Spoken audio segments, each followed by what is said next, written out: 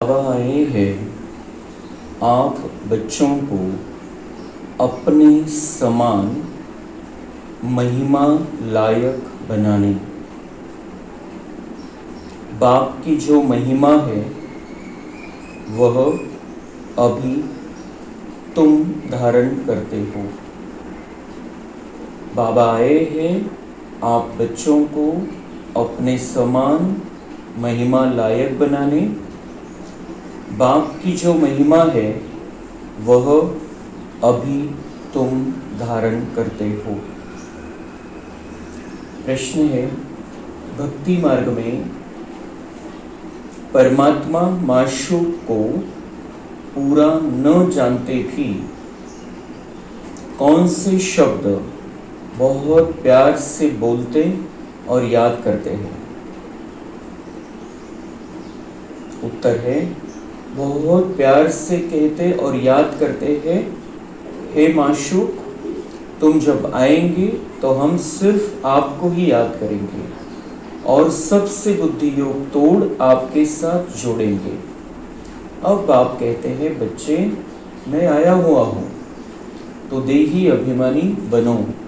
तुम्हारा पहला फर्ज है प्यार से बाप को याद करना। ओम शांति। मीठे मीठे जीव की आत्माओं को परमपिता परमात्मा, जिसने अब शरीर का लोन लिया है, बैठकर समझाते हैं कि मैं साधारण बूढ़े तन में आता हूँ, आकर बहुत बच्चों को पढ़ाता हूँ। ब्रह्मा मुख वंशावली ब्राह्मण बच्चों को ही समझाएंगे। बाप जो ज्ञान देते हैं वह बच्चों में भी जरूर होना चाहिए। बाप आकर बच्चों को आप समान बनाते हैं। जितनी बाप की महिमा है उतनी बच्चों की है। बाप ने बच्चों को जास्ती महिमावान बनाया है।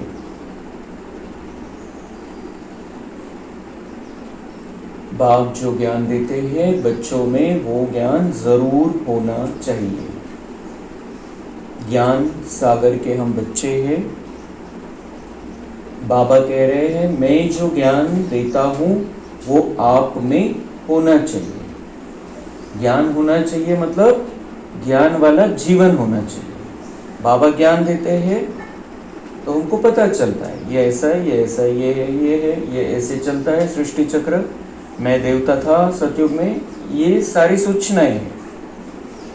ये सगळ्या बातम्या आहे। हे नाही कि तुम्हाला कोणी प्रश्न विचारला तो उत्तर देता है, हे ज्ञान नहीं।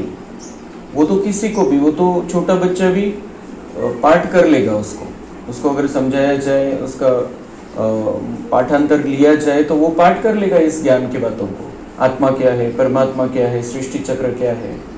तो वो नहीं कह रहा है बाबा। बाबा कह रहे हैं बाप जो ज्ञान देते हैं वो बच्चों में भी जरूर होना चाहिए। जैसे बाप ज्ञान देता है तो बाप उस स्थिति में है। बाबा शांति का सागर है, प्यार का सागर है, आनंद का सागर है, सर्वशक्तिवान, सुख का सागर, रहम दिल, शुभ भावना रखने वाला, शुभ कामनाएं करने वाला, विश्व के हर कण कण के प्रति। तो वैसा हमें रहना है, वैसा हमें बनना है। एक महावाक्य में बाबा ने पूरी समझ दी थी। बाप जो ज्ञान देते हैं वह बच्चों में भी जरूर होना। ये भगवान को थोड़ी कहना पड़ेगा, मी जे सांगते ते तुम्हाला पाठ असलं पाहिजे। वो क्यों कहेगा ये बात कि तुम्हें पाठ करा मी जे सांगतोय ते? उसके कहने की भावना ये है कि वो ज्ञान हमारे भावना में, हमारे बोलने में, हमारे कर्म में, हमारे संकल्पों में दिखाई देना चाहिए कि हम कैसे ज्ञानी हैं। हम ज्ञान के सागर के बच्चे हैं, ज्ञानवान बच्चे हैं। तो वो वाणी में भी ज्ञान होना चाहिए। हमारे जो व्यवहार हम करते हैं, कर्म में आते हैं, उसमें भी होना चाहिए। हमारी भावना भी वैसी होनी चाहिए और हमारे विचार भी वैसे ही चलने चाहिए। तो जो ज्ञान बाबा देते हैं वो हमारे में होना चाहिए। मतलब हम ज्ञानी दिखाई देने चाहिए कि ये सच में ईश्वर से ज्ञान लेने वाली आत्माएं हैं। और बाप आकर बच्चों को आप समान बनाते हैं। बाबा म्हणता है मी तुम्हाला माझ्यासारखं बनवतोय। तो सूचना मिल गई, हमारे बारे में पता चल गया और हमने उसको मुखपाठ कर लिया, वो नहीं। बाबा कह रहे हैं मैं तुम्हें अपने समान बनाता हूं। यही इच्छा है बाबा की, हमारे से यही अपेक्षा है कि जैसा बाबा है वैसे हम बन जाए। और हमारे लिए तो कितना सहज है, बाबा तो दूसरे के शरीर में आके वैसा बन के दिखाता है, वैसा रह के दिखाता है। हमें अपना शरीर है, खुद का मन, खुद को मिला हुआ मन है, बुद्धि है, तो हम तो आराम से वैसा रह सकते हैं। तो बाबा के जैसा हमको बनना है, उनके जैसा रहना। ये बाबा हमें इतनी ऊंची नजर से देखता है कि हम जैसे मास्टर भगवान बन जाए। वो भगवान एक ही है दुनिया में, लेकिन वो चाहता है मेरे बच्चे भी मेरे जैसे दिखाई दे। जितने भी जो भी मेरे बच्चे बनते हैं वो मेरे जैसे दिखाई दे, कि भगवान अगर कहीं होगा तो ये इनके जैसा ही होगा। इथपर्यंत बाबांच्या या महावाक्यांच्या जर गहराईमध्ये आपण गेलो तर त्याचा अर्थ हा निघतो कि अगर कोई हमें देखे, हमारे बारे में सोचे, हमारे बारे में बोले, हमें कर्म में आते हुए देखे, हमें बोलते हुए देखे, वो कहे कि भगवान अगर कहीं होगा तो जरूर इनके जैसा होगा। ये यहां तक हमारी लेवल हमको पहुंचानी है।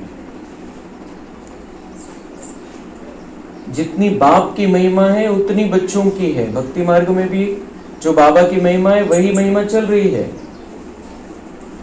बच्चों की। बाप ने बच्चों को जास्ती महिमावान बनाए। बाबा म्हणतात उलट माझ्यापेक्षा जास्त महिमा तुमची चाललेली। इतने मंदिर बने, इतनी देवियां है, इतना सब कुछ। तो बाबा कह रहे मैंने आपको ज्यादा महिमावान बनाया है, आपकी ज्यादा महिमा हो रही है। जब तक अपने को आत्मा नहीं समझेंगे तो बाप को भी याद नहीं कर सकेंगे, भूल जाते हैं। तो सबसे मेन बात वही है, वहां पर ही आकर सारा ज्ञान टिकता है, स्टार्ट होता है, खत्म भी होता है। मैं आत्मा हूं। और जब हम आत्मा समझेंगे खुद को और आत्मा बनेंगे, तब हमारे अंदर इन 7 गुणों के अलावा कुछ भी नहीं होगा। 7 गुणों के आधार से ही हम मास्टर भगवान बन सकते हैं, बाबा जैसा बन सकते हैं। और उसके लिए सिर्फ अपने आप को आत्मा समझना। ये जो शरीर में हमने अपने आप को जकड़ के रखा है, ये जो शरीर को ही हम सब कुछ मानते हैं, उसके कारण से ही सारे प्रॉब्लम हैं। शरीर को कोई तकलीफ दे सकता है, शरीर बीमार हो सकता है, शरीर को चोट लग सकती है। शरीर को देखते हम चेहरे के हिसाब से देखते हैं, चेहरा बदलता जाता है, व्यक्ति बदलते जाते हैं, रिश्तों में टकराव आता जाता है, कुछ न कुछ प्रॉब्लम रहता है। लेकिन ये सारा देह भान के कारण है, देह के कारण है। हम तो इन सारे बातों से अलग है। मैं तो चमकता हुआ दिव्य सितारा हूं, मैं चमकती हुई आत्मा हूं। और मैंने ये जो ओढ़ा हुआ है मैंने शरीर, उसको ही अपना मान लिया, मैं ही मान लिया खुद। हा तर आपल्याला रोल बजवायसाठी मिळालेला आहे बस। और हम इस शरीर के माध्यम से अनेक प्रकार के रोल निभाते हैं। लेकिन मैं सोल अलग हूं, मेरा रोल अलग है। मैं सोल आत्मा, मैं अलग हूं। मैं रोल अलग अलग रोल बजाने वाली मैं आत्मा हूं। इस जीवन में भी हम अलग अलग रोल बजाते हैं, और पूरे 84 जन्मों के चक्र में अलग अलग कितने प्रकार के रोल हमने निभाए, लेकिन बजाने वाली, निभाने वाली मैं आत्मा हूं। और हम उसमें घुस जाते हैं, उस रोल के अंदर। ये रोल है जो शरीर के आधार से हम बजाते, रोल है। मैं आत्मा अलग हूं, रोल अलग, मैं आत्मा अलग।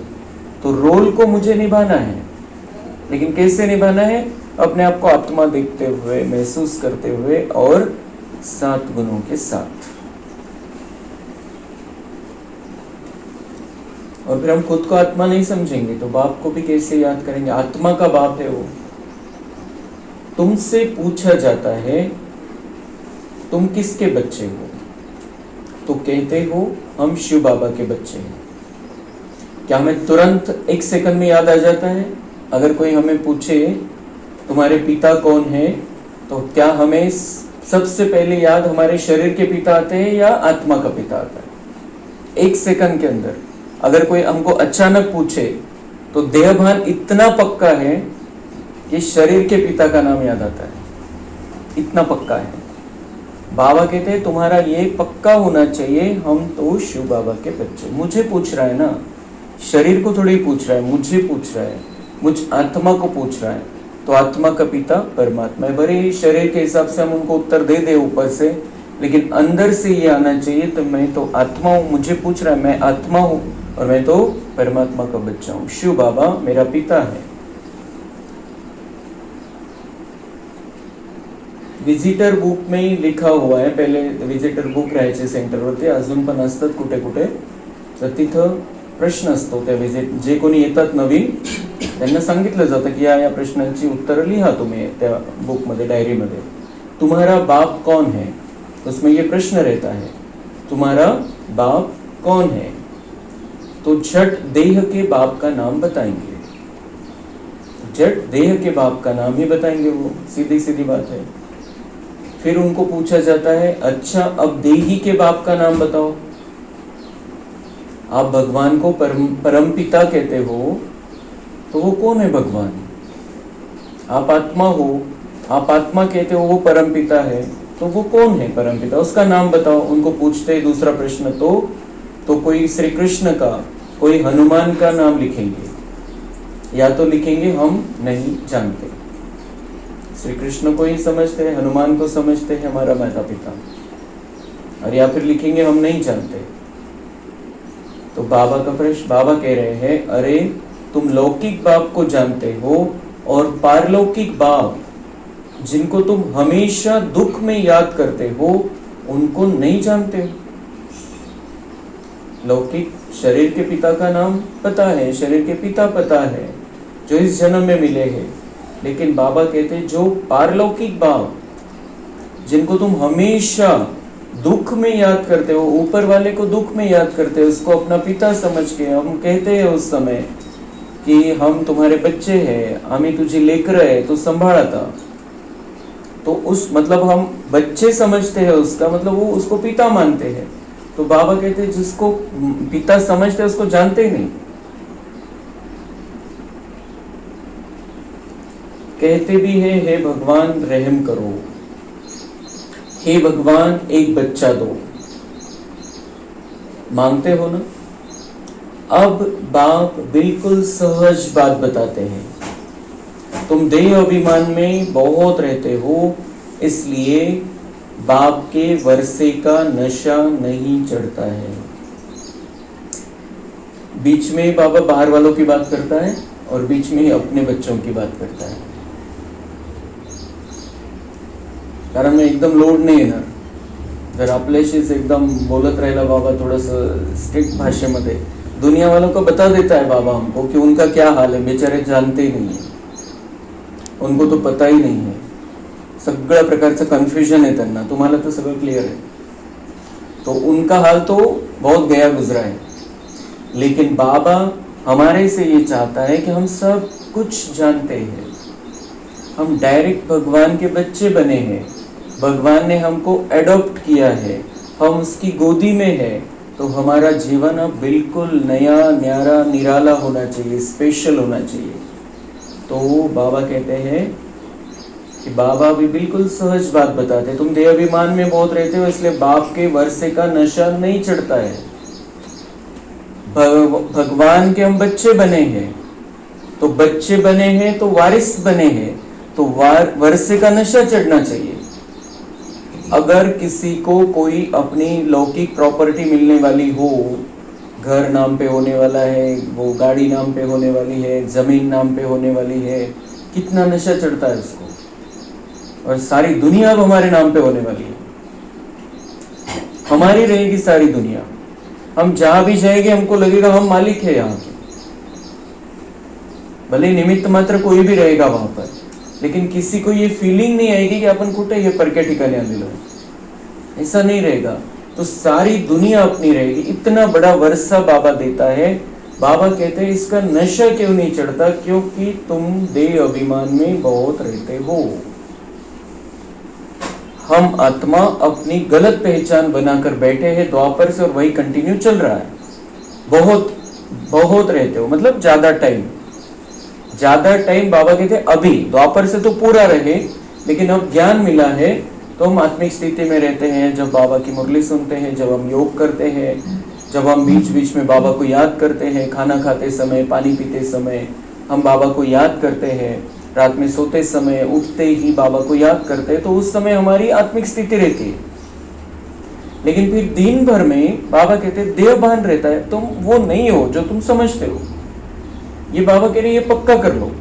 ये बहुत सीधी बात है कि तुम हर पल आत्मा हो, हर पल बाबा के बच्चे हो, हर पल आप वर्षा ले रहे हो, हर सेकंड आपको वर्षा मिल रहा है, हर सेकंड कमाई है। बाबा कहते ये भूलने के कारण तुमको वो नशा नहीं चढ़ता है। नहीं तो कितना नशा होना चाहिए, मैं कौन हूं, मैं किसका, और मुझे क्या प्राप्ति हो रही है। अभी आज स्थूल में नहीं दिखाई देगा, दुनिया वालों को नहीं समझ में आएगा कि इनको क्या क्या मिल रहा है, उनके सामने कुछ नहीं है ये बातें। लेकिन हमें पता है कि हम अंदर जमा करते जा रहे हैं, वो साथ में आने वाला है, बिल्कुल क्लियर है हमको। हम जो कुछ भी अभी बाबा के कहने पर कर रहे हैं, हमारा जमा होता जा रहा है। जो कुछ भी हम नियम मर्यादाओं पर चल रहे हैं, श्रीमत पर चल रहे हैं, ज्ञान का मंथन कर रहे हैं, ज्ञान के आधार से प्रैक्टिकल करते जा रहे हैं, जैसे बाबा ने कल सारी अनुभव की बातें बताई, वो सब कुछ हम कर रहे हैं, तो हमारी कमाई जमा होती जा रही है। तो ये नशा हमको चढ़ना चाहिए और कमाई करनी है। अभी कमाई का समय गया, गवाते आए द्वापर से। जो कमाया था वो गवाने का समय था, द्वापर से लेके कलयुग अंत तक, जब तक बाबा नहीं मिला था। अभी तो कमाई का समय ही नहीं, अभी तो कमाई का समय है। तो इसलिए हर पल कमाना है, हर पल नशा रहना चाहिए। तो बाबा कहते सिर्फ एक छोटा सा कारण है, देह अभिमान में बहुत रहते हो, इसलिए वो नशा नहीं रहता है। और नशा रहेगा तो हम निश्चय में भी रहेंगे, प्यार की स्थिति रहेगी, शांति की अवस्था रहेगी, अगर वो नशा रहेगा तो। इसलिए बाबा कहते हैं बस ये खत्म करो, देह अभिमान की जो बात है उसको खत्म करो। अपने आप को बहुत सुंदर चमकता हुआ सितारा देखते रहो, बीच बीच में बार बार महसूस कराओ अपने आप को, मैं कौन हूँ, ये किसको देख रहे हैं, किसको देख के ये बात कर रहे हैं, किस पर गुस्सा कर रहे हैं बाहर वाले, क्यों क्या मेरे बारे में बात, ये शरीर को देख के कर रहे हैं। मैं तो आत्मा हूँ और बाबा ने मुझे अपने दिल में बिठा लिया है। अभी मैं बहुत महान आत्मा हूँ, मैं बहुत श्रेष्ठ आत्मा हूँ।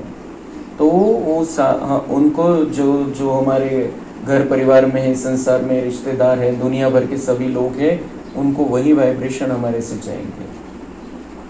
नहीं तो उदासी के, निराशा के, टेंशन के, तकलीफ के वाइब्रेशन उनको जाएंगे। और हम पूर्वज, हम बीच में हैं, तो सारा वृक्ष को हमें हरा भरा अभी करना है। सूख गया है सारा वृक्ष, तो ये हरा भरा होगा हमारे शांति से, हमारे प्यार से, हमारे शक्ति से।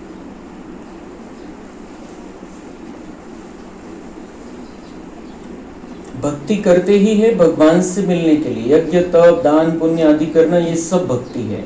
सब एक भगवान को याद करते हैं। बाप कहते हैं मैं तुम्हारा पतियों का पति हूँ, बापों का बाप हूँ। सब बाप भगवान को याद जरूर करते हैं। बाबा कह रहे हैं आपके पिता भी, सभी के पिता भी एक परम पिता को याद करते हैं। तो मैं कौन हूँ? बापों का बाप हूँ, पतियों का पति हूँ। आत्माएं ही याद करती है। भाई कहते भी है भ्रुकुटी के बीच में चमकता है अजब सितारा, परंतु यह बिगर समझ के ऐसे ही कह देते हैं।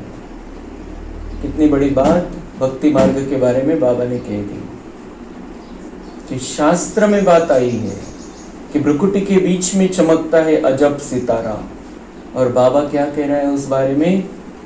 बिगर समझ के ऐसे ही कह देते। त्याला म्हणतात कॅज्युअल, असंच, पता ही नहीं है, लेकिन वो कुछ ना कुछ आत्मा में रिकॉर्डिंग है। जो द्वापर में आत्मा थी, जो बाबा के ज्ञान में थे, उसने कुछ बात बताई, वो पकड़ ली, या तो उसने लिखा या उसको सुन के किसी ने लिख दिया कि भ्रुकुटी के बीच में चमकता है अजब सितारा। बाबा ने हमको कितना पक्का किया है संगम युग में, भ्रुकुटी के बीच में चमकता है अजब सितारा।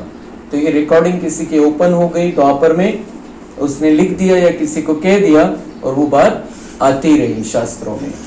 बाबा कह रहे लेकिन उस टाइम समझ थोड़ी थी जब लिखा गया, तो बिगर समझ के ऐसे ही कह देते हैं। रहस्य का कुछ भी पता नहीं, ये भगवान के महावाक्य है, शास्त्र में लिखा है। भगवान कह रहा है उनको रहस्य पता ही नहीं है, बिगर समझ के ऐसे ही कह दिया है। तुम आत्मा, कितना अधिकार से कहता है बाबा, कितना बड़ा है हमारा बाबा।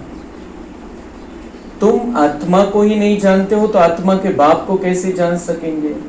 तो ये कहते हैं सिर्फ पता ही नहीं है क्या है, मैं आत्मा हूँ। तो फिर अगर खुद को ही नहीं जानते तो आत्मा है मैं आत्मा हूँ, तो आत्मा के पिता को कैसे जान सकेंगे। तो इसलिए भक्ति मार्ग में न आत्मा को जानते हैं न परमात्मा को जानते हैं। और बाबा के सारे ज्ञान की शुरुआत और लास्ट इसी पर है, आत्मा परमात्मा, आत्मा परमात्मा। दीदार तो होता है भक्ति मार्ग वाला, बाबा म्हणता है वो जो दीदार होता है भक्ति मार्ग, उनको देखना है, मैं दिखा देता हूं बस। भक्ति मार्ग में पूजा के लिए बड़ा बड़ा लिंग रख देते हैं, क्योंकि अगर बिंदी का रूप दिखाए तो कोई समझ न सके। यह है महीन बात। परमात्मा जिसको अखंड ज्योति स्वरूप कहते हैं, मनुष्य कहते हैं उनका कोई बहुत बड़ा रूप है। तो अखंड ज्योति स्वरूप उन्होंने बताया वो इतना है, तो वो उसका वही रूप देखना चाहते हैं भक्त आत्माएं, कि वो इतना भव्य होगा, इतना दिव्य होगा, इतना बड़ा होगा। अगर वो वैसा होता और वो ऐसे रूप में सामने आता तो ये ज्ञान, ये मुरली का कुछ महत्व ही नहीं था, मतलब ही नहीं रहता था। वो सिर्फ जाते थे सभी भक्त लोग उनके पास और अपनी मनोकामनाएं पूर्ण करना चाहते। बाबा को कहते, भगवान को कहते ये कर दो, वो कर दो, वो कर दो, वो कर दो। भगवान मुरली नहीं सुना पाता था। अगर वो ऐसा भव्य दिव्य रूप वाला होता या फिर श्री कृष्ण जैसे बहुत सुंदर तन में आता, बहुत ठाट माट से रहता, तो उसको वो कार्य ही नहीं करने देते थे, सारी दुनिया के लोग परेशान कर देते थे। इसलिए बाबा ने ये बहुत सुंदर ये प्रोसीजर रखी है। जो सच में ज्ञान की प्यासी आत्माएं हैं, जिनके अंदर सच में कैपेसिटी है गुप्त रूप में आए हुए भगवान को पहचानने की, वही आते हैं बाबा के पास, और वही इस ज्ञान को प्राप्त करके, जो थोड़ी संख्या है सतयुग में, जो थोड़ों का नसीब है, वो आत्माएं वैसी बन जाती बस। इसलिए बहुत सुंदर ये सारा कुछ खेल चलता है।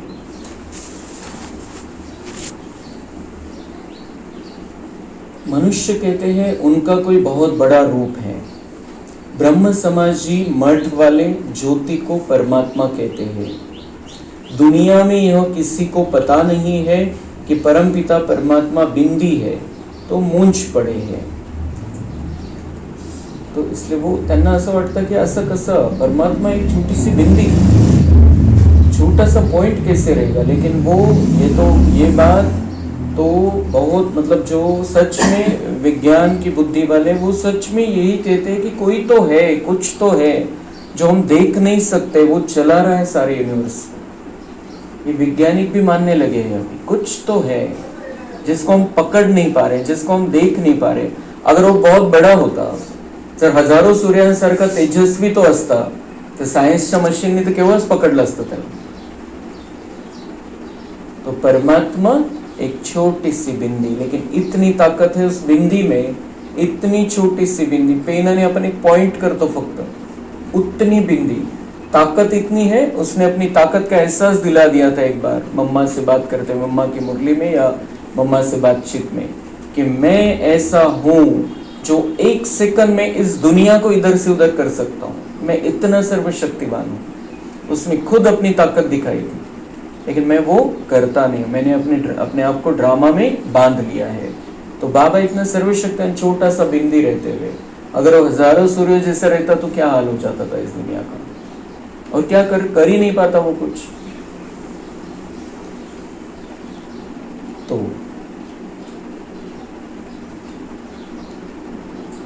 दुनिया में किसी को पता नहीं कि परमपिता परमात्मा बिंदी है तो मूंछ पड़े हैं। बच्चे भी कहते बाबा किसको याद करें, हमने तो सुना था वो बड़ा लिंग है, उनको याद किया जाता है, अब बिंदी को कैसे याद करें। तो बाबा बोलता है बच्चे भी जब नए नए आते हैं तो उनको ये कन्फ्यूजन रहता है कि छोटी सी बिंदी को कैसे मैं याद करूं। लेकिन ये जो रामनाथ भाई ने वो जो उसमें जो बात बताई थी उनके क्लास में, मैंने ये सुना था और शास्त्रों मैंने सारा जो अभ्यास किया उसमें ये था कि परमात्मा हजारों सूर्यों से ज़्यादा तेजोमय है। हजारों से ये क्या है ये चीज़, ऐसा अगर होता तो दिखाई देता, या फिर वो क्या है, फिर मुझे ये जानना है क्यों कहा गया कि वो हजारों सूर्य से ज्यादा तेजोमय है। तो उन्होंने किसी सेंटर पे गए, ये चित्र देख लिया निराकार का और किरणें निकल रही है, तो उन्होंने कहा मुझे समझ में आ गई तभी बात कि बात ये है कि हजारों करोड़ों सूर्यों जैसे उसकी किरणें निकल रही है, लेकिन वो सोर्स बहुत छोटा है, छोटी सी बिंदी है। तो बच्चों को कंफ्यूजन रहता है, नहीं अब बिंदी के कैसे याद करें। तो बाबा का जवाब है, अरे तुम आत्मा भी बिंदी हो, बाप भी बिंदी है, सिंपल। कैसे याद करें, हम आत्मा बिंदी है। जर आपण खूप मोठे असतो तर ऑपरेशन मध्ये काय दिसलं असतं, ते ऑपरेशन जेव्हा ब्रेन इकडचं तिकडे केला जातो, ब्रेनची चिरफाड केली जाते, ब्रेनचं ऑपरेशन होतं मेंदूचं, आणि मेंदूमध्ये आत्मा आहे, वो दिखाई नहीं देती है। अगर कोई मतलब सगळं त्यांना माहिती आहे, इथून इकडे ही रक्तवाहिनी, इथून इकडे ही नस आहे, इथून इकडे सगळं गेलेलं, सगळं त्यांना माहिती आहे, क्लिअर कट माहिती आहे। जर आत्मा थोडी जरी मोठी असती तरी ते दिसली असती की इथं तर आत्मा आहे, लेकिन उनको वो सगळी स्पेस पूर्ण झालेली आहे, ब्रेन मध्ये जागाच नाहीये तसं जर पाहिलं तर, सगळीकडे ते रक्तवाहिन्यांचं नसांचं जाळं पसरलेलं आहे, लेकिन वहां पर आत्मा इतनी छोटी सी है, कोई मशीन मतलब वो तो 5 तत्वों से बनी नहीं है इसलिए पकड़ नहीं पाते, पण जागा तर समजली असती, नाही मशीनने दिसली तरी की इथं ही जागा तर रिकामी दिसती, इथं काहीतरी असेल, ऐसा कुछ भी नहीं है, इतनी छोटी सी बिंदी है जो दिखाई भी नहीं देती। तो और शरीर जब मृत हो जाता है, हम जिसको डेड बॉडी कहते हैं, उसमें से वो आत्मा निकल जाती, बाकी शरीर वैसे के वैसे रहता है। मतलब म्हणजे आपल्याला तर क्लियर है कि मैं आत्मा बिंदी हूँ, छोटी सी बिंदी हूँ, तो मैं आत्मा अगर छोटी सी बिंदी हूं तो मेरा पिता कैसे होगा, फिर शरीर के पिता शरीर जैसे, तो मैं आत्मा छोटी बिंदी हूं, ये तो हमको क्लियर है, पहले दिन ही समझ लिया था। तो बाबा भी बिंदी है, बिंदी ही होगा, हमारा बाप है, हमारे जैसा होगा। तो बाबा कह रहे क्या मुश्किल है इसमें, कैसे याद करें, ये प्रश्न ही नहीं होना चाहिए। छोटी सी बिंदी, बाबा भी बिंदी, हम उसको मतलब हम छोटा थोड़ी देखते हैं उसको, हम भले ही नजर जाते हैं कि वो छोटी बिंदी है, लेकिन हम देखते किरणें निकल रही है उससे, और हमको पता है उससे कितनी किरणें निकलती है, कैसे किरणें निकलती है, तो हम उस रूप में उसको देखते हैं, हम बड़े रूप में ही देखते हैं, लेकिन सोर्स हमको पता है वो छोटी सी बिंदी है।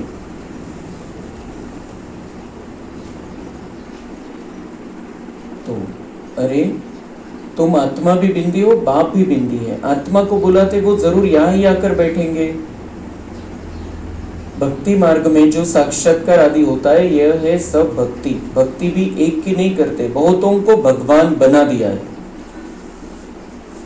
बहुतों को भगवान बना दिया है। बाबा कहते मैं भगवान हूँ, और भक्ति में क्या है, बहुतों को भगवान बना दिया है, उनको कहते हैं भगवान, लेकिन भगवान तो मैं एक हूँ। भगत जो भक्ति करते रहते हैं उनको भगवान कैसे कहेंगे, भगत जो भक्ति करते रहते हैं उनको भगवान कैसे कहेंगे, सिंपल प्रश्न है बाबांचा। और कौन कौन भगत है इस दुनिया में, सभी छोटे छोटे छोटे भक्त, फिर पंडित, आचार्य, फिर वो मंदिर को संभालने वाले, मंदिर की पुजारी, फिर उसके बाद में जिनकी भक्ति करते हैं हनुमान, गणेश, श्री कृष्ण, शंकर, शिव, जो भी उन्होंने दिखाया, उनके हिसाब से जो भी दिखाया है वो सब भक्ति करते हुए दिखाए हैं। उनके कोई इष्ट है, जो सभी धर्म स्थापक है वो ध्यान में बैठे हैं किसी के, तो मतलब वो भक्त है। तो इन भक्तों को बाबा कहते भगवान कैसे कह सकते हैं? जो भगत है, भक्ति करते हैं, उनको भगवान कैसे कहेंगे? भगवान को भक्ति की क्या जरूरत? राम को भी भक्ति करते हुए दिखाया, श्री कृष्ण को भी भक्ति करते हुए दिखाया है, उन्होंने ही दिखाया है, शास्त्र लिखने वालों ने ही दिखाया है. कहाण्या पण बनवलेल्या आहे, कसं रामाने पूजा केली तिथं, मग कसं श्रीकृष्णाने पूजा केली शिवाची. तो बाबा का सीधा सा सवाल है, भगत जो भक्ति करते उनको भगवान कैसे कहेंगे? उनको कैसे भगवान कहेंगे? जो भक्ति करनी पड़ रही है जिसको, वो कैसे भगवान? अगर परमात्मा सर्वव्यापी कहते हैं तो फिर भक्ति किसकी करते हैं? और एक प्रश्न, अगर वो कण कण में है, कण कण में, मेरे में है, आप में है, सब में है, इस कुर्सी में है, इस टेबल में है, इस दीवार में है, हवा में, हवा के कण कण में है, अणुरेणु में है, तो ये कौन किसकी भक्ति कर रहा है? अगर परमात्मा कण कण में है तो म्हणजे जे काही परमेश्वराविषयी सांगितलं गेलं ते सगळं चुकीचं आहे, खोटं आहे सगळं. ज्याने त्यांनी आपली कल्पना मांडली कि असं नहीं, असं असेल, असं असेल परमात्मा, असं असेल. लेकिन सत्य तो बाबा ने आके ही हमको क्लियर किया. तो फिर भक्ति किसकी करते? सो भी भिन्न भिन्न प्रकार की भक्ति करते हैं. फिर बाबा कहते भक्ति में भी कितने प्रकार है. फिर बाप समझाते हैं, बच्चे ऐसे मत समझो कि हमको अनेक वर्ष जीना है. कितना बाबा जैसे बैठ के समझा रहा है बच्चों को एक एक बात. ऐसे मत समझो कि हमको अनेक वर्ष जीना है, मतलब जो करना है अभी करना है, जो करना है, जो कमाई करनी, जो साथ में लेके जानी है वो अभी करनी है. अभी कोई गमाई का समय नहीं है, एक सेकंड कुछ भी नहीं, गमाई ही नहीं होनी चाहिए. अभी अनेक वर्ष नहीं जीना है, थोड़ा समय बचा है, अभी समय बहुत नजदीक होता जाता है. निश्चय रखना है, बाबा को ब्रह्मा द्वारा स्थापना करानी है. बाप खुद कहते हैं मैं इस द्वारा तुमको सृष्टि के आदि मध्य अंत का राज बताता हूं. गाते भी है ब्रह्मा द्वारा स्थापना, गाते हैं, उनको पता है ब्रह्मा द्वारा स्थापना, उनको मतलब वो आ गया है, ये सच बात आ गई है, ब्रह्मा द्वारा स्थापना. लेकिन उनको त्यांना हे नाही माहिती आहे की ब्रह्मा इथं आहे, इथं परमेश्वर त्याच्यामध्ये येऊन त्याच्याद्वारे स्थापना करेल, ये नहीं है. लेकिन ब्रह्मा द्वारा, ब्रह्मा को संकल्प आया, ब्रह्मा को ऊपर का समझते हैं, ब्रह्मा को संकल्प आया और उसने संकल्प से सृष्टि रच दी. ऐसा म्हणजे शब्द आलेला आहे पण त्याचा अर्थ त्यांना माहिती नाही कि क्या होता है, ये प्रोसेस क्या है. भगवान किसके शरीर में, श्री कृष्ण के अंत के जन्म के शरीर में उसमें प्रवेश करता है जब वो वानप्रस्थ अवस्था में रहता है और उसको नाम देता है ब्रह्मा और उसके द्वारा ये कार्य कराता है, उसके द्वारा ये स्थापना का कार्य चलता है. फिर ब्रह्मा के संकल्प, ब्रह्मा शिव बाबा के जो संकल्प वो ब्रह्मा के संकल्प चलते हैं और फिर उससे ये नई सृष्टि का निर्माण होता है. ये उनको नहीं पता है, वो सिर्फ कह देते हैं ब्रह्मा द्वारा स्थापना, और द्वारा का मतलब ही उन्होंने उड़ा दिया है कि बस ब्रह्मा ही करता है. ब्रह्मा द्वारा मतलब कोई कराता है ब्रह्मा के द्वारा. मग दूसरा विषय, यह नहीं जानते कि नई दुनिया को विष्णुपुरी कहा जाता है, अर्थात विष्णु के दो रूप राज्य करते थे. ये रहस्य कि विष्णु है या नहीं है, विष्णु है ही नहीं. विष्णु के दो रूप सतयुग में राज्य करते हैं. विष्णु के दो रूप, दोनों रूप लक्ष्मी नारायण मिलकर सतयुग में राज्य करते हैं. यह नहीं जानते कि नई दुनिया को विष्णुपुरी कहा जाता है, अर्थात विष्णु के दो रूप राज्य करते थे. किसी को पता नहीं है कि विष्णु कौन है. तुम जानते हो कि यह ब्रह्मा सरस्वती ही फिर विष्णु के दो रूप लक्ष्मी नारायण बन पालना करते हैं.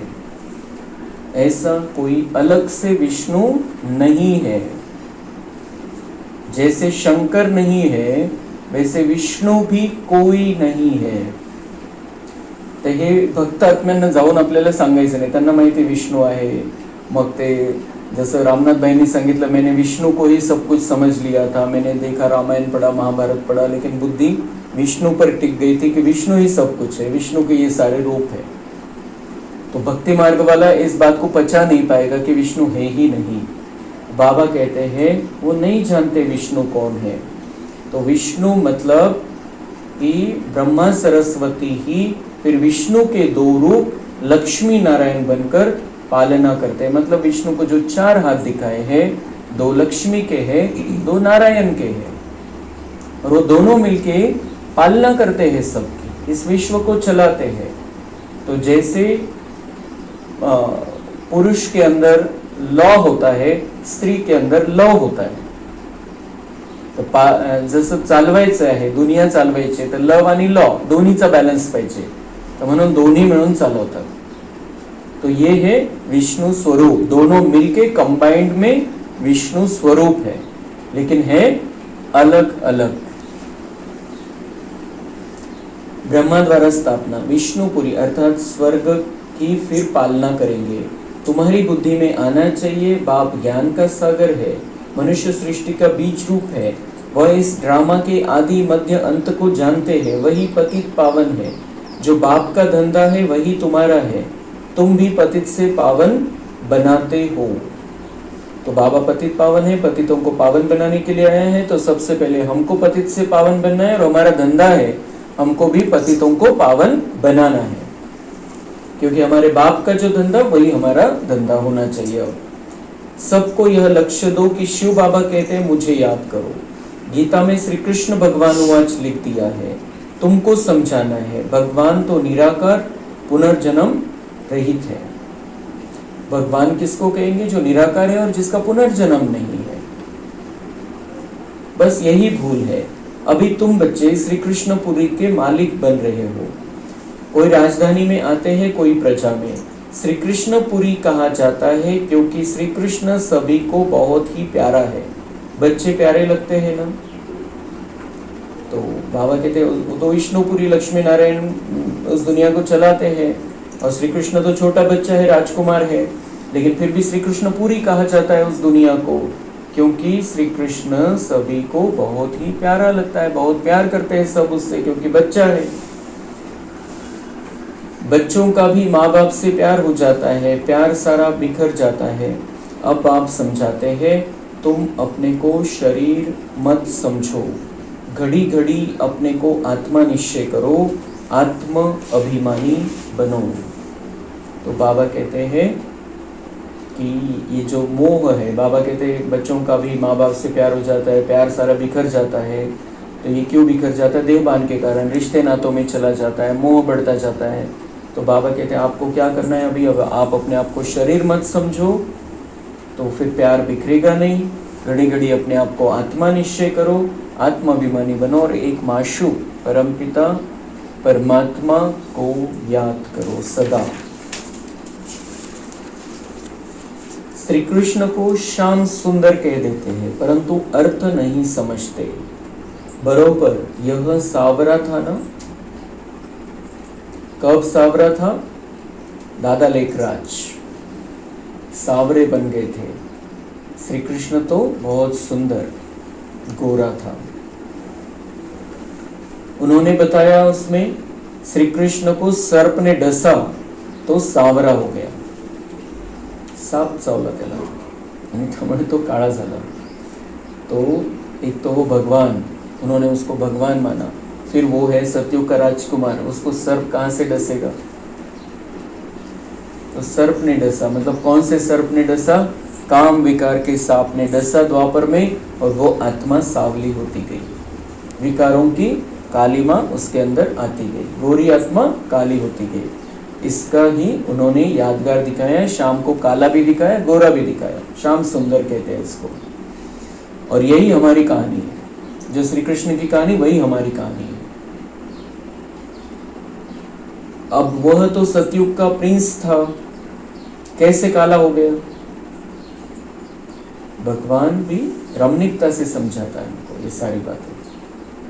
अभी तुम यह बातें समझते हो। श्री कृष्ण के माँ बाप भी अभी पढ़ रहे हैं। माँ बाप से उत्तम श्री कृष्ण गाया हुआ है। माँ बाप का कोई नाम नहीं है।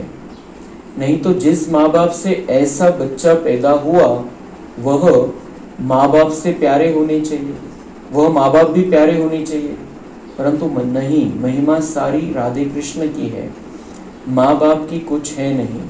तुम्हारी बुद्धि में ज्ञान है दिन, भक्ति है रात, अंधियारी रात में ठोकरे खाते रहते। क्योंकि वो श्री कृष्ण सतयुग का पहला राजकुमार बना, फिर उसने राजाई की, इसलिए उसका नाम हो गया।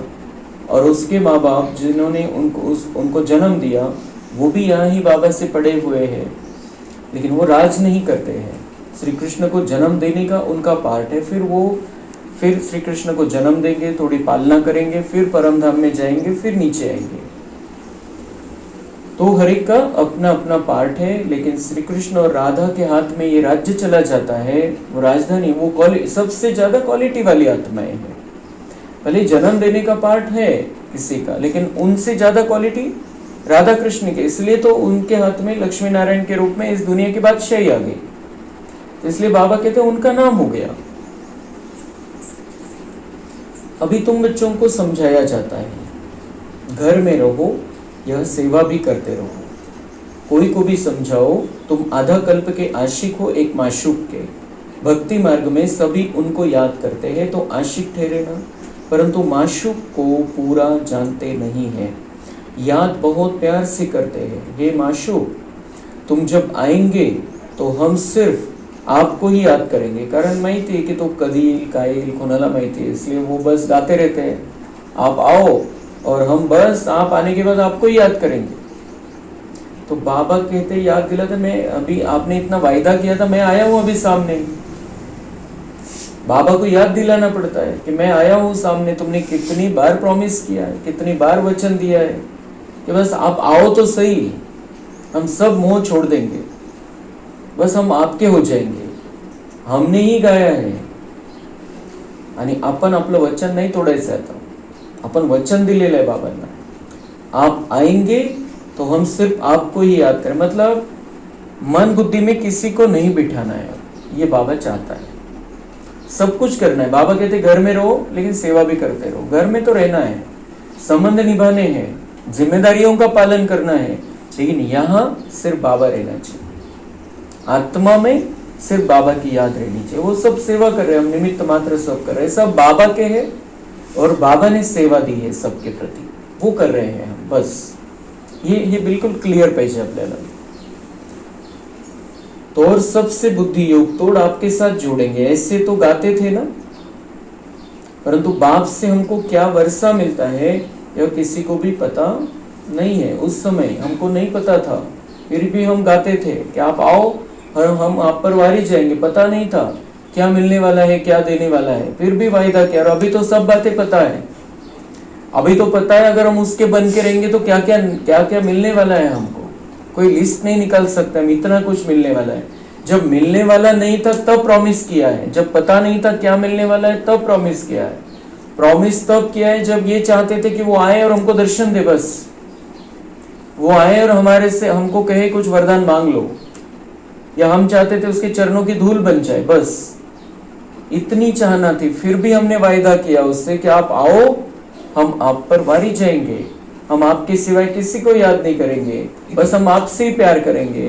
तो बाबा म्हणते आता तो सगळं स्पष्ट है, भक्ति का अंधकार खत्म हो गया, अंधश्रद्धा की बातें खत्म हो गई, अब तुम उजाले में आ गए हो, रोशनी में आ गए हो, अब मैं आपका हो गया हूँ, आप मेरे हो गए हो, और कुछ ही समय में ये दुनिया बदलने वाली है, कुछ ही समय में आप जाके सतयुग में राज कर सकते हो। तो बाबा कहते भाई थोड़ा समय तो करो, थोड़ा समय तो मुझ एक से बुद्धि का योग लगाकर रखो, बाकी सब बातें बहुत छोटी है, कुछ भी होता है दुनिया में बहुत कम है, बहुत छोटा है, कुछ भी नहीं है वो हमारे सामने। इसलिए किसी बात में हमें अपने आप को अभी उलझाना नहीं है। एक बाबा के साथ में रहते हुए सारी दुनिया की सेवा करनी है हमको। अभी तुम समझते हो विष्णु कौन है, और दूसरी बार बाबा पक्का करा रहा है विष्णु कौन है। मंदिर बनाने वाले खुद नहीं जानते, विष्णु द्वारा पालना। 4 भुजा का अर्थ ही है 2 भुजा, मेल की 2 फीमेल की, विष्णु के दो रूप लक्ष्मी नारायण है, दोनों मिलके विष्णु कहा जाता है। ऐसा कोई विष्णु को हम कभी भी नहीं देखेंगे, सतयुग में, त्रेता में, द्वापर में, कलयुग में, या भी कोई आकाश में, या कभी परमधाम में, या सूक्ष्मवतन में कोई विष्णु नहीं है। ये दो रूप है, ब्रह्मा सरस्वती वही लक्ष्मी नारायण बनते हैं, और दोनों मिलके इस दुनिया की पालना, ऐसे कंबाइंड रह के पालना करते हैं, साथ में रह के एक मत से पालना करते हैं। इसलिए उनको जैसे एक ही दिखा दिया, एक जिस्म दो जान, दो जान एक जिस्म, इस तरीके से ये जैसे एक हो गए थे, वो एक रूपता थी इतनी, और इसलिए उनको एक दिखा दिया, एक में दोनों समा गए ऐसा। तो विष्णु के दो रूप यानी लक्ष्मी नारायण है, परंतु कुछ भी समझते नहीं है, किसी को भी ज्ञान नहीं है, न शिव बाबा का न विष्णु का।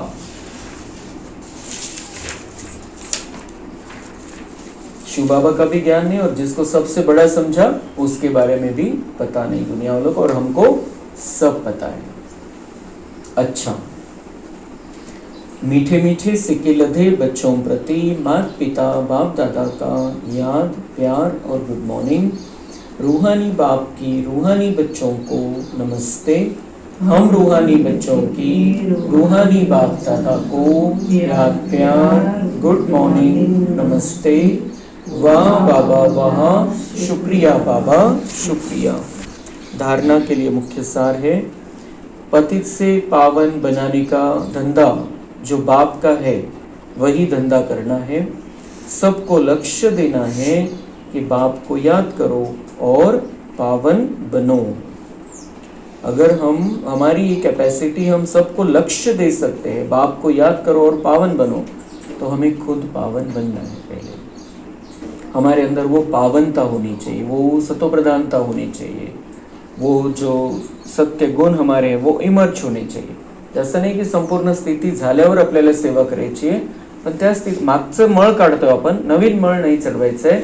सतोगुणी स्थितीमध्ये राहून आपण सांगायचंय सगळ्यांना। आज का प्रैक्टिकल जीवन हमारा वो होना चाहिए, पावन वाला, भले ही हम पिछला मिटाते जा रहे साथ साथ। यह ब्राह्मण जीवन देवताओं से भी उत्तम जीवन है, इस नशे में रहना है। ये देवताओं से भी उत्तम जीवन क्यों है?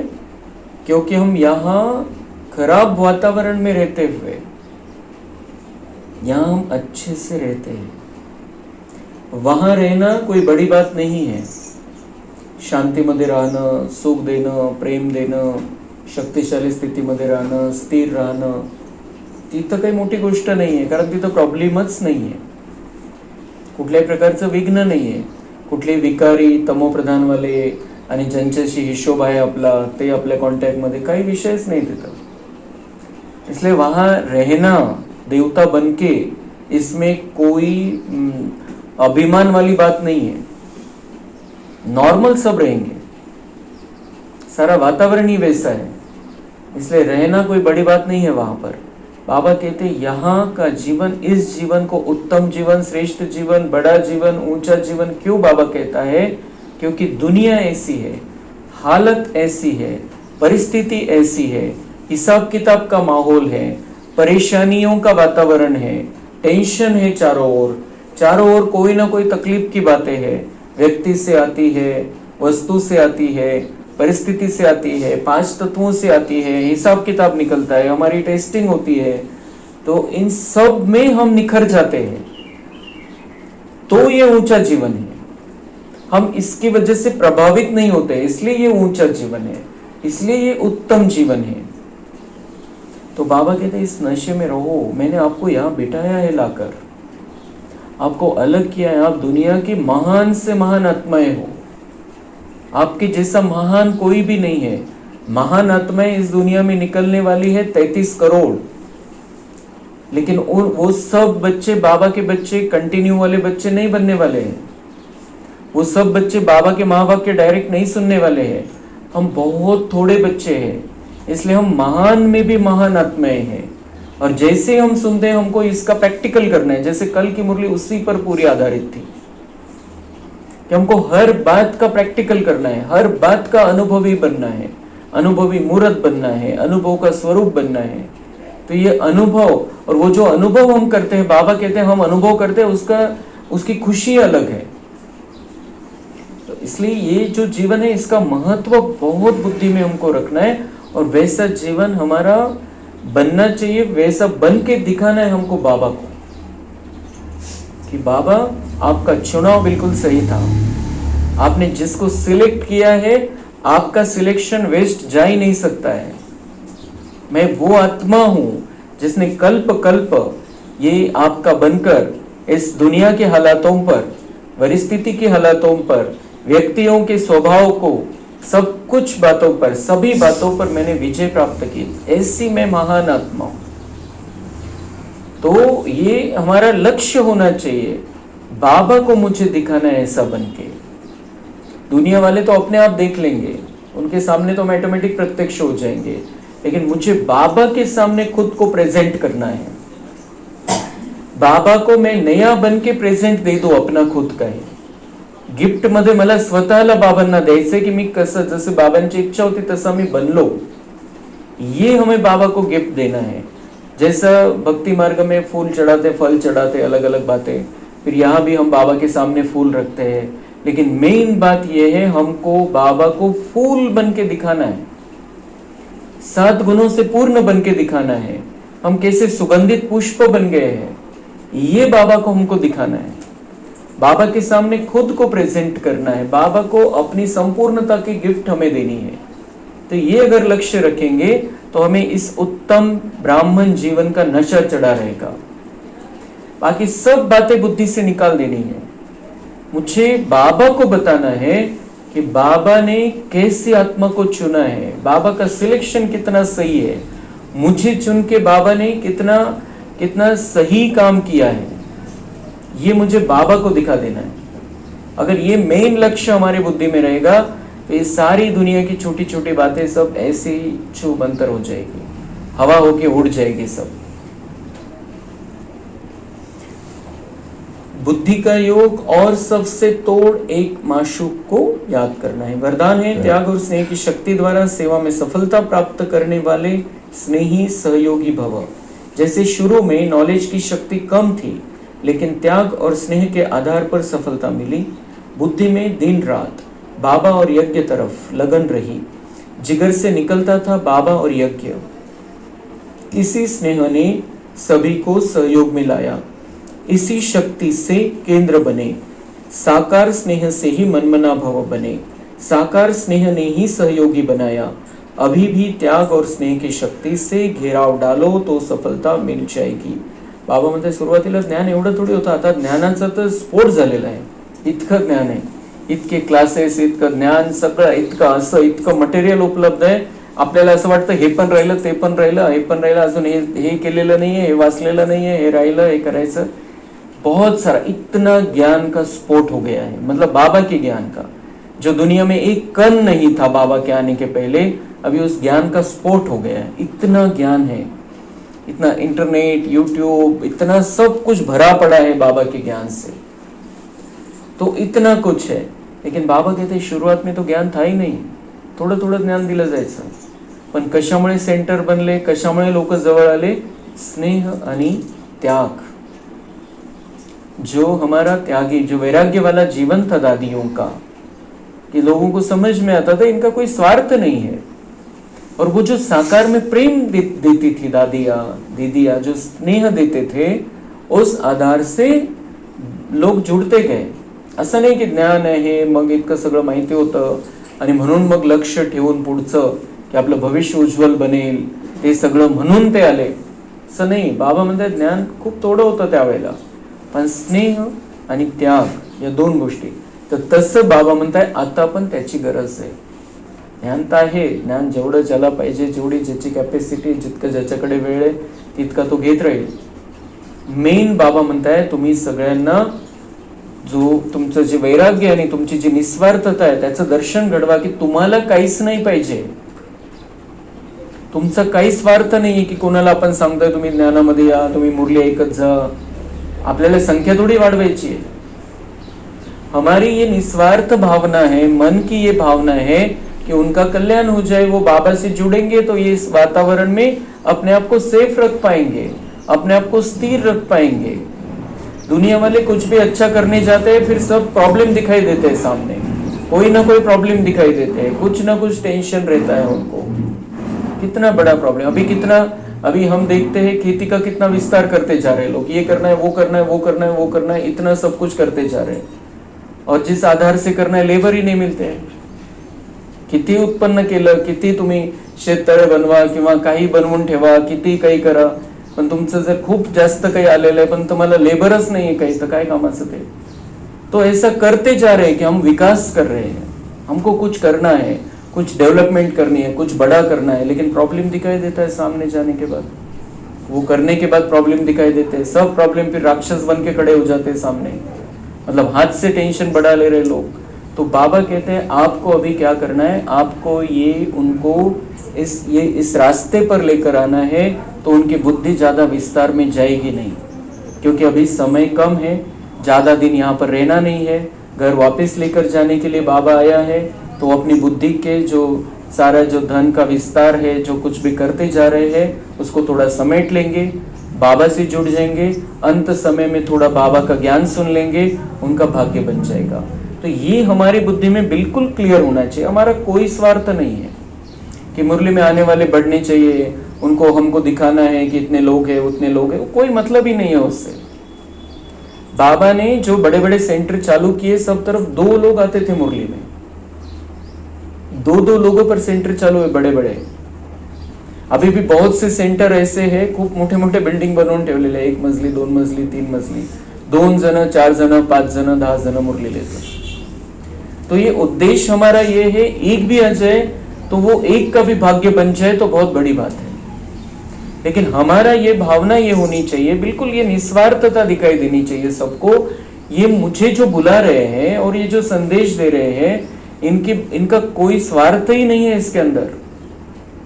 तो हम त्याग भी कर रहे हैं, हम खान पान, अभी आता समजा आपण त्याग करतोय, तर तो त्याग, आता जी पहिली परिस्थिती होती आणि आजची परिस्थिती, कोरोना नंतरची परिस्थिती आहे, आपण जर लोकांना सांगितलं की मला नाही चालत बाहेरचं, मी खातच नाही कुठंच, बाबा के ज्ञान में हम चल रहे हैं, तो हमने व्रत लिया है, हमें नहीं चलता है, तो एक्सेप्ट करते लोग।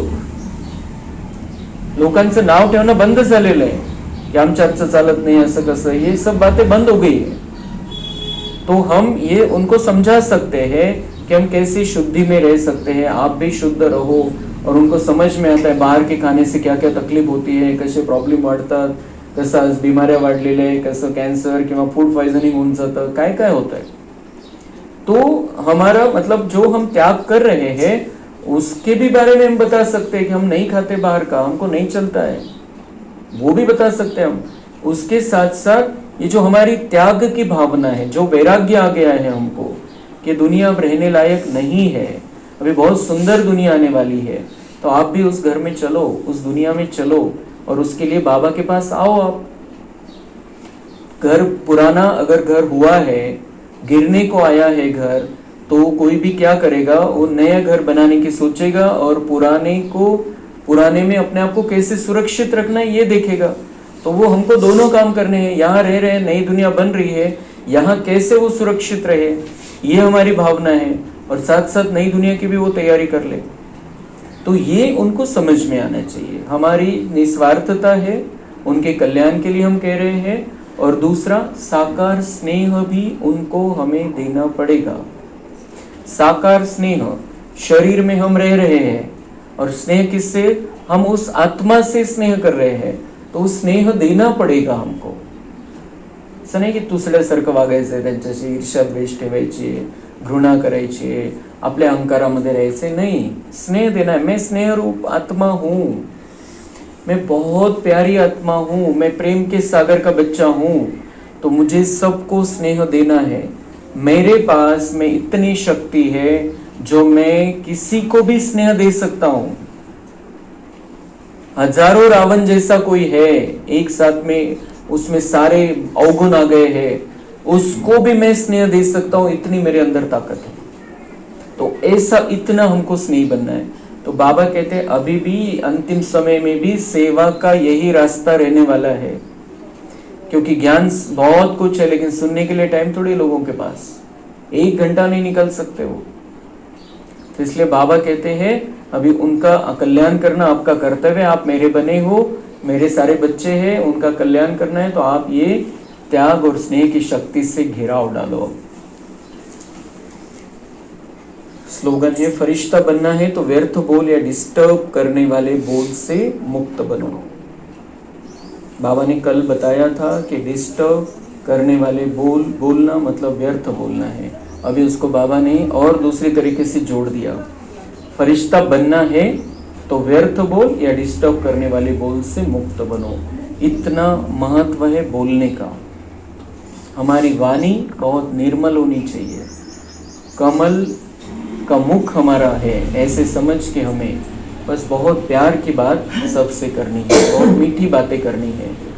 व्यर्थ और डिस्टर्ब करने वाले बोल, खुद भी हम बोलते हैं कुछ गलत, सामने वाला डिस्टर्ब होता है, वो सुन के चला जाता है, लेकिन हमारे बोलने की वजह से हम कितना देर डिस्टर्ब होते हैं बाद में, अंदर ही अंदर, मन ही मन, अंदर ही अंदर सोचते हैं हम कि ऐसा कैसे बोल दिया, मैंने नहीं बोलना चाहिए था, नहीं बोललो असतं तरी चाललं असतं, का बरं मी बोललो असं।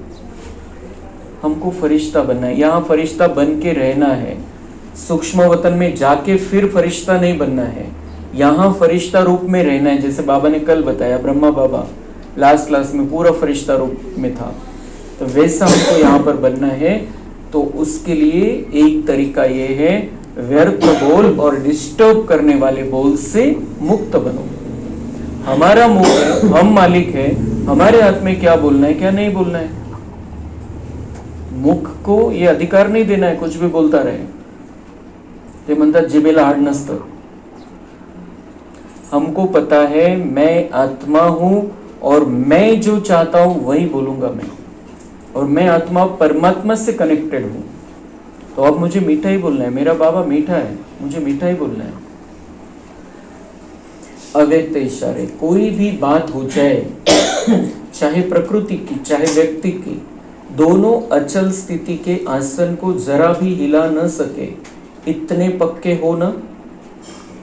जैसे देखो शरीर आसन पर नहीं टिक सकता तो हलचल करेगा ना, ऐसे मन हलचल तो नहीं करता, सदा अचल अडोल, जरा भी हलचल न ही हो।